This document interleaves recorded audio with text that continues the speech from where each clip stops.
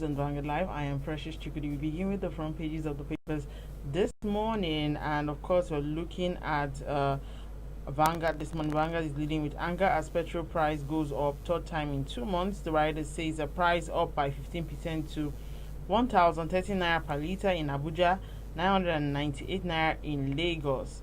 We are seeing complete deregulation, and that's coming from marketers. Our latest increase regrettably ill-timed, and that's coming from TPPE. Untold hardship for workers loom. Impact will be severe on businesses, and that's coming from Asbon. Will further erode citizens' purchasing power, and that's coming from NECA analysts. Nigerians being pushed to the wall, that's coming from ASPFI. Shehu Sani Baptist Conference, Hayab Sikh Tinubu's intervention. NLC demands reversal, says it's an aberration. Of course, you can see a few stations situation after a price hike. Photo story showing more on that. UNILAG UI lose top rankings as CU, that's Covenant University, emerges the best Nigerian university in 2024. Federal government will flush out bandits, criminals from Northwest, and that's coming from Makalali. Army probes brigade the commander over alleged diversion of palliatives. Stories above. Net foreign exchange inflow rises 67% to $27.6 billion. Military lacks weapons, morale to defeat terrorists, and that's coming from NDUME. Federal government gazettes executive order on zero VAT excise duty for manufacturing firms. Gunmen attack army camp, kills soldiers in Imo. We'll take a look at the Guardian newspaper. The Guardian is leading with World Mental Health Day. Frustration, hardship sinks more Nigerians into depression. And we can see an infograph on health facilities, see 200% rise in mental cases. Army detains general over theft of palliative rice, military equipment. PDP NWC split over internal crisis. Emefiele violated Naira redesign procedure. Ex-CBN chief testifies. Ayedatiwa sacks aid over alleged 30 million naira bribe. Orders probe. Confusion as Senate insists on full local government autonomy. More pains for Nigerians as PMS hits 1,000 naira per litre, threatens survival. Take a look at the Nation newspaper. The Nation is leading with NNPCL sells petrol for 998 naira in Lagos, 1,030 naira in Abuja. Rider says oil giants buy from Dangote at 977 naira per litre. Full deregulation of downstream oil sector begins. And of course, the success of SAP Z1 program will boost food security, says Edu. Senate state must comply fully with Supreme Court judgment on council autonomy. Motion forces Red Chamber into closed session. Stories above. Conflicting personal interest cause of PDP crisis, says Oyinlola. Innovative funding key to sustainable aviation sector. Why Lagos added Green Line rail mass transit. Ninadi-led Labour Party caretaker panel rejects Aburi affirmation judgment. Take a look at the Punch newspaper. The Punch is leading with 1,030 naira per litre price. NLC demands a reversal as few queues resurface. Rider says petrol nears 1,300 naira per litre in states as NNPC hikes pump price again. APC opposition clash. Buhari didn't approve Emefiele's naira redesign. CBN ex-deputy governor, 20-year-old Ogun Fonseca drowns in hotel pool. Edo PDP APC clash stalls of poll materials inspection. Senate faults government a fresh move on local government allocations. Tinubu government borrows $6.45 billion from World Bank, and that's coming from a report. North Central PDP caucus presents Damagum's replacement October 24. And Rivers CP visits raised local government secretariat as probe begins. And that's how we can take on the front pages of the papers. Join us after the break. We'll be right back.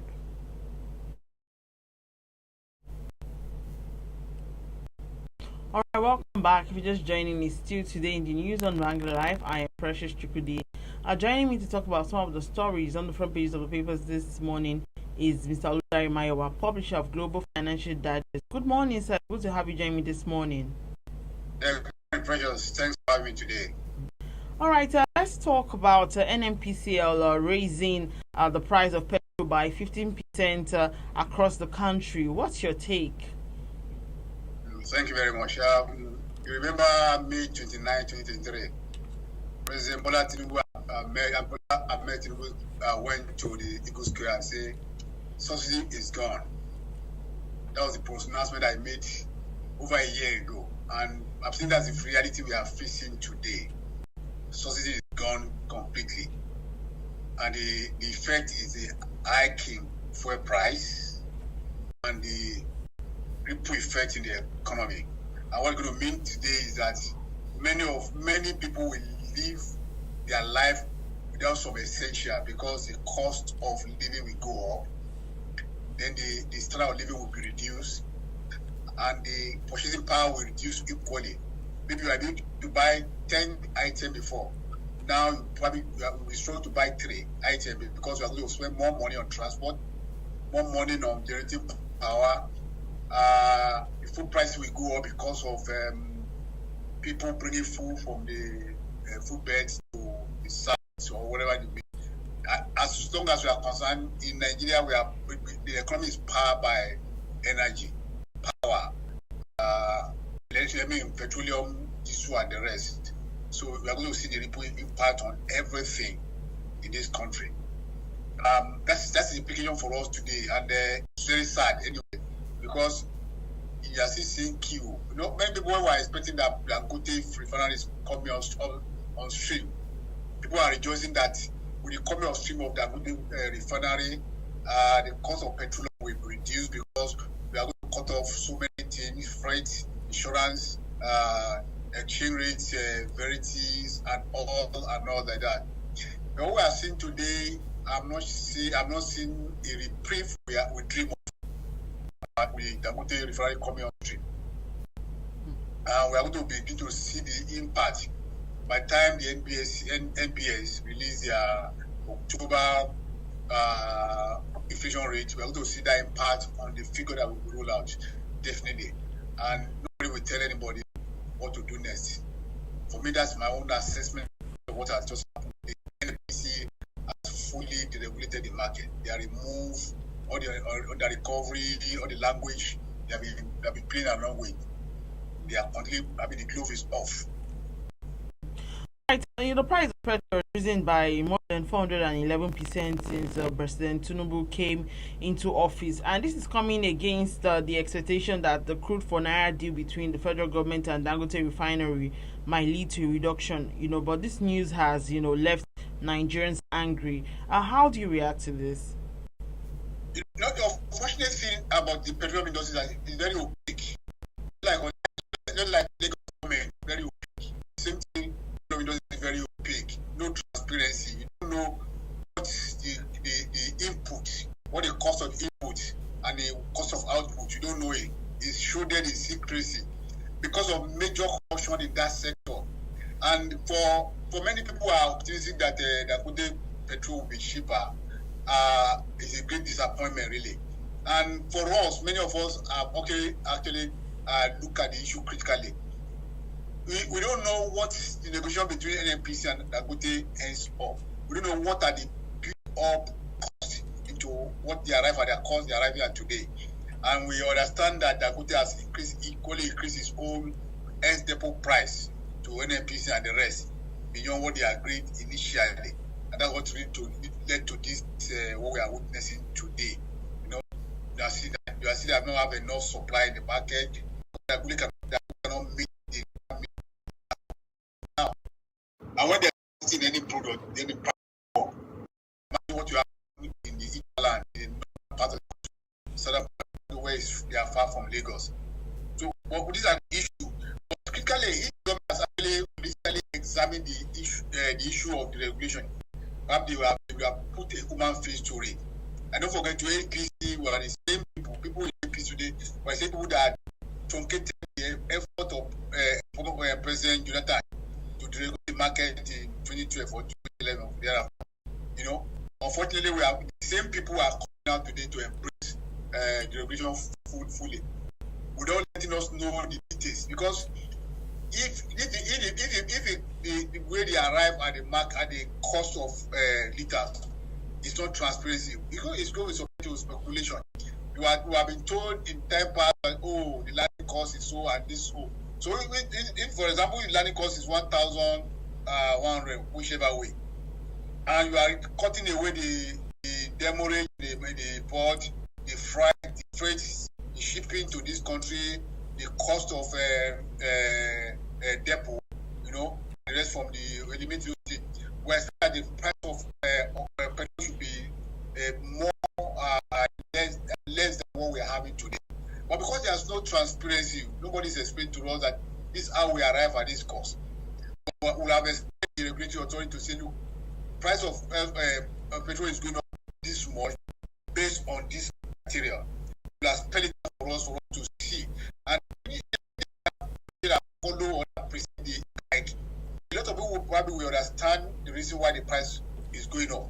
But in the absence of transparency, communication to get the commitment, the buy-in of the populace, then it seems that the government is taking for granted, and that is a downside to this administration.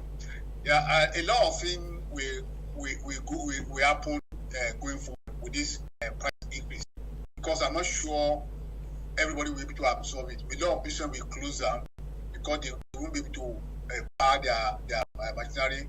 Cost of input, raw material will go up because of cost of transport that built into it. People are going to use generator to power their business. The cost price will go up at the same measure. You can see the ripple effect we're going to have on the populace that have already been impoverished, and you see you are going to see the impact so much everywhere. Unless the government come out with a policy pushing the impact, it's going to have a the economy. As somebody said recently, we fear that just like happened under the Buhari regime, we went to recession twice. We may go into recession again. This economy, if care is not taken by this president administration, because the way things are being managed, the economy will go into recession again, and it's going to be very bad for the country. But I pray that somehow we will go ourselves out of this. All right, organized labor has, demanded that there should be an immediate reversal. They are saying that NPC fixing a fuel price in a so-called regulated sector is an aberration. What are your thoughts? Fortunately, labor has been rescued down, and they have been rendered powerless. You don't forget the travail of the NSC president, chased by chased by police all over the place because of one issue or the other. I'm sure that those efforts were meant to actually silence the labor union, and they are completely silenced. They can only back and they cannot bite. That's the situation they find themselves today. The call for the reversal will not have any effect because the government has said that the labor cannot do anything. Over the we are seeing people try to protest. We are seeing there are people who have suppressed the protest. Many of these people protested the last time, held by governors, are still in detention today. So you are seeing the way the thing are played out. So it's you are not going to see anything happen on the side of labor, on the side of civil society, on the side of people. The is still fear on the people that if you do this is what you get for it. And as it is, people are struggling to survive, struggle for survival. Nobody wants to sacrifice their life, their freedom to defend the country. So probably going to be getting worse and worse, taking the populace for granted, and things remain as it is or going down the more. I would not be populace be able to do anything about it. But my fear is that as we find ourselves in this situation, crime rate will go up. If people are losing their job as a result of increase in cost of production, increase in cost of living, people to survive, a lot of people resort to crime. And God save us. So it's going to be a lot of challenge for the economy, for the government, for every one of us. But my prayer is that along the line, the government will be able to find solution to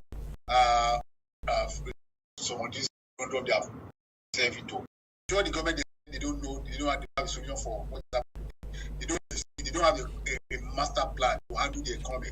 The president just came in on the stage and said, God, without prerequisite condition established. So it's and last 2 years that perhaps the government don't have a blueprint to turn around the economy. That's my own public conclusion. I've seen all this trial and error policy on the government. Of course, there are questions on timing and federal government being insensitive to the sufferings of Nigerians. Also, the current increase on how the current increase will erode the citizens' purchasing power. I would like you to speak to that.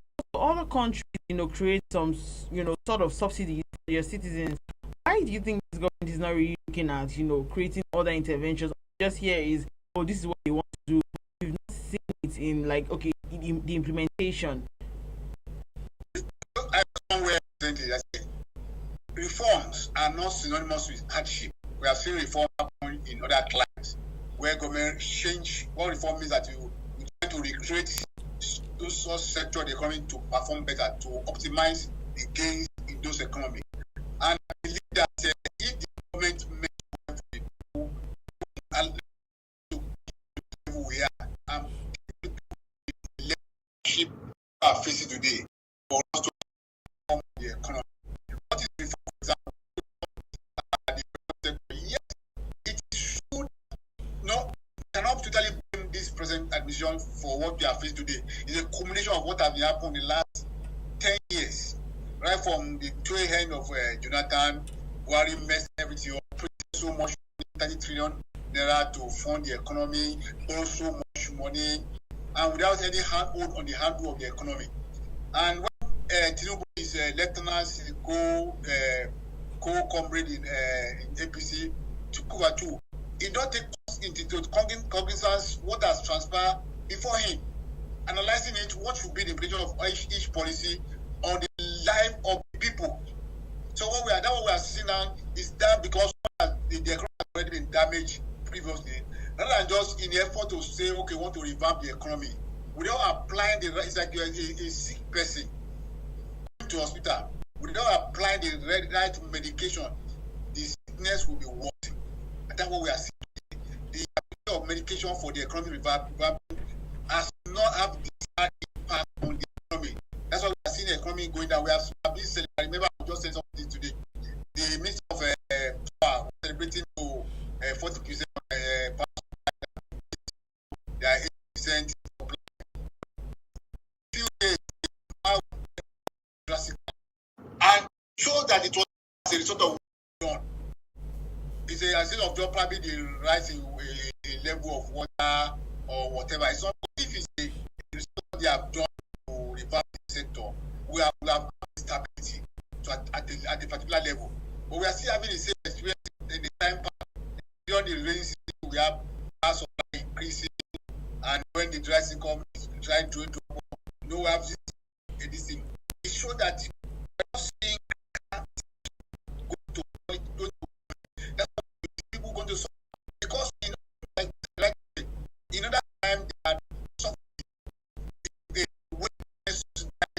some part of the economy to cool the impact on the common man, the people at the low ranks of the ladder. But right now we have put those people at the low rank or have put them down below the surface of the ground because of the policy. We have heard about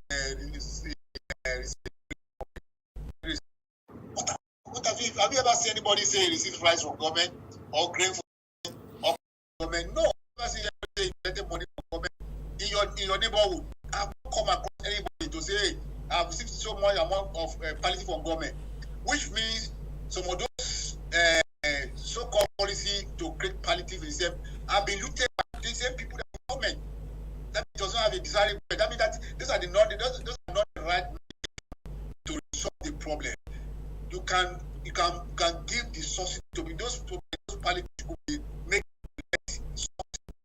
in some area, in food item, in fuel support, that we have the right impact on the people, not by passing through the government official, the senator, the house of everyone food rice in their community constituency, and we give them 100 bags of rice, they share 5 bags of rice, and diverted the other one to the market to make more money to their agreed. Because it will have a desirable impact on the people. So government to really put its act together and have economic. I believe that this government is right time for this government to appoint a chief economic advisor to support the Minister of Economy and the Commissioner of Economy to actually recalibrate the economy as it is today. I'm not seeing it going to policy. I don't see monitoring of the policy. People who get the effect of people and ameliorate it in an effective way. So that is to reform and ensure that people who seem to be working for enjoy the benefit of the economy. And the other side of it is that when the government has said tighten your belt, they are losing their belt. In the same period that we have removed the subsidy, that they are buying luxury airballs, present, they are buying luxury yachts, present, we are expanding the present fleet of vehicles, escalating the official. And we have seen so much of us spending by the government. Just only that at the top, it's not those that are at the lower level of the ladder, and that's not the government that needs to improve or government that care for the people. All right. Moving on, our former chairman of the Senate Committee on Army, Senator Mohammed NDUME, has insisted that the military and lacks the wherewithal to end Boko Haram or banditry. Do you agree? Yeah, I like the courage of Udune. He belongs to the ruling party, yet he still raises his voice against what is wrong with the administration, what is wrong with the entire thing. I like his courage, I like his commitment to ensure that he put his party on the right path, on their toes to do the right thing. But we have to commend our military. They are overstressed. Apart from machineries, equipment, and all the rest. You can imagine a population of 200 million and a vast land mass. What is the population of our armed force, the manpower they have? They said the people, the fighting troop. So I'm not seeing consistent recruitment to increase the size of the military to ensure that they deal with. And we have spread them so thin. They are the one that will roadblocks everywhere. They're the one that will watch over pipeline. They're the one that watch over the VIPs, houses, and the rest. So, if you look at it from that perspective, we may not have seen effectiveness in the activities, but I commend them because they are trying. These are people that sacrifice their life for survival of this country. These are people that are in the rain, in the sun, fighting the insecurity, and look at their welfare as well. I laughed the other day. Somebody was saying that average police officer or military officer are receiving less than 100,000 a month. You can imagine this economy where fuel price is 1,000 plus. What is 100,000 going to do for a family man in a month? Paying rent, feeding food, paying school fees, and the rest. There's only free in this country. In other climes, we have free education from primary to secondary level. It doesn't happen here. A majority of people are sending their children to private school because there's nothing like public school any longer. It's not functional. It's not effective. So these are the areas that government will probably subsidize the people, so that people can at least either pay school fees. Those money for men for school fees will be able to ameliorate the pains in the economy. These are areas government can subsidize. They can go right to the people, but we're not doing that. So you can imagine those who are defending us, and you're giving them guns, and yet they are not taking out their welfare, and their welfare, they are thinking of fighting for the country and taking the welfare of their country. They can't be effective. So I agree with Udune to a large extent, and it's a call for people in government to look at it and do something about it.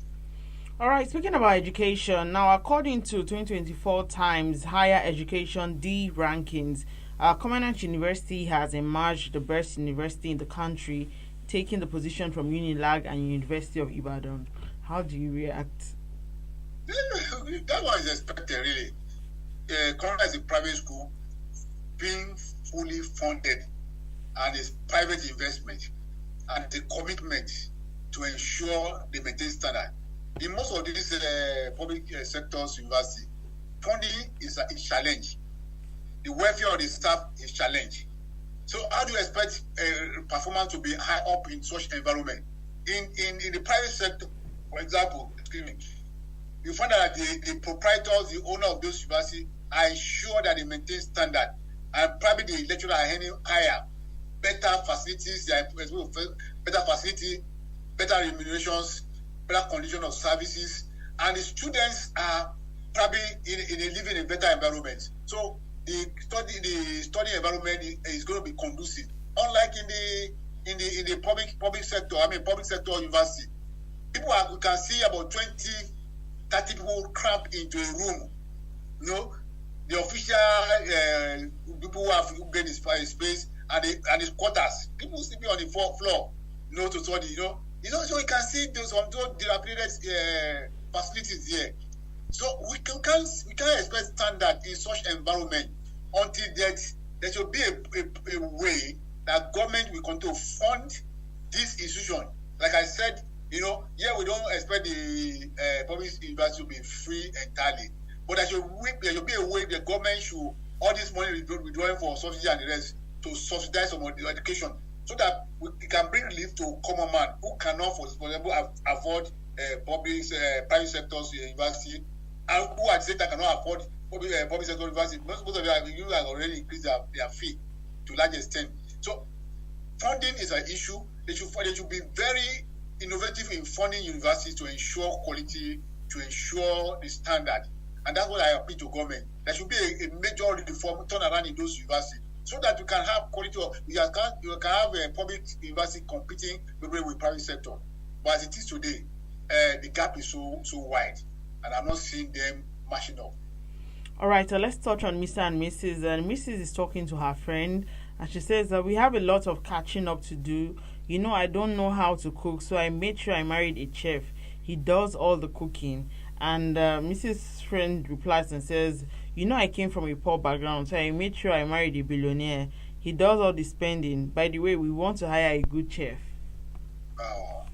No, that's why sometimes we told people, don't make your family a public discussion. Because I'm sure at the end of their discussion, Mrs. will be depressed because she thought she has a very upper hand in a particular area. Now you have a discussion with a friend that friend was probably not even having what he said, but probably just to spy the friend in the way. And she'll go on depressed and say, okay, what's happened to my friend? My husband is cooking there, yet he couldn't fund the home, So for family, they should not make their family issue a public discussion, because everybody has their own drawback, their own side impact. The more you expose yourself, the more you have people. I remember a story told by my mom of blessed memory years back. I had a friend who told her, my husband is giving so much money for housekeep, and he said, my husband cannot give me so. So if I were you, I would have leave my husband. And the woman left the husband. Only to find out that the friend that was encouraging her to leave her husband, come and take over our home, and was probably not getting any money where she was coming from. So people should learn from us on this experience, and don't expose their family to unnecessary danger. And that's what this is getting reward for. And it's a very negative part of the conversation today. All right. Thank you so much, Mr. Udari Mayowa, publisher of Global Financial Digest. Thank you for sharing your thought with us this morning.